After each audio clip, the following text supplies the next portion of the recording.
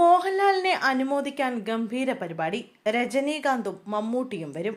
Cinema മേഖലയ്ക്ക് നൽകിയ സമഗ്ര സംഭാവന കണക്കിലെടുത്ത് കേന്ദ്ര സർക്കാർ നൽകി വരുന്ന ദാദാസാഹിബ് ഫാൽക്കെ പുരസ്കാരം നേടിയ നടൻ മോഹൻലാലിന് ഗംഭീര സ്വീകരണം നൽകാൻ ഒരുങ്ങി താരസംഘടനകൾ.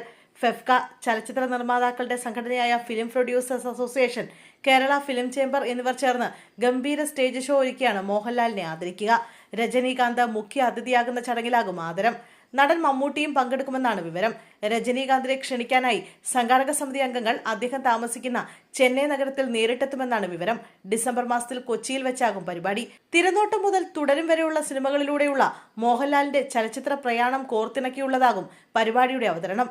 ദക്ഷിണേന്ത്യൻ ചലച്ചിത്ര മേഖലയിൽ രജനീകാന്ത്, അക്കിനേനി നാഗേശ്വര റാവു, രാജ്കുമാർ, ശിവാജി ഗണേശൻ തുടങ്ങിയ നടന്മാർക്ക് മാത്രമേ ഇതുവരെ അവാർഡ് ലഭിച്ചിട്ടുള്ളൂ.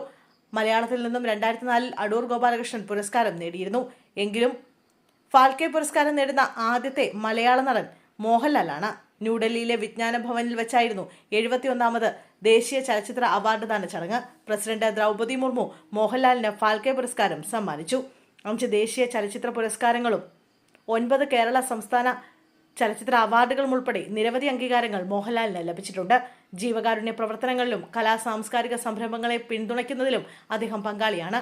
അദ്ദേഹത്തിന്റെ നിലനിൽക്കുന്ന ജനപ്രീതി, പാൻ ഇന്ത്യൻ ആകർഷണം, സിനിമയ്ക്കുള്ള സ്ഥിരമായ സംഭാവന എന്നിവ അദ്ദേഹത്തെ ഇന്ത്യയിലെ ഏറ്റവും ആദരണീയനും സ്വാധീനമുള്ളതുമായ നടന്മാരിൽ ഒരാളായി മാറ്റിക്കഴിഞ്ഞു. ഇന്ത്യൻ സിനിമയിൽ സ്ഥിരമായ സ്വാധീനം ചെലുത്തിയ ഐക്കോണിക് സിനിമകളും വേഷങ്ങളും അദ്ദേഹത്തിന്റെ കരിയറിലുടനീളം നിറഞ്ഞു നിൽക്കുന്നു.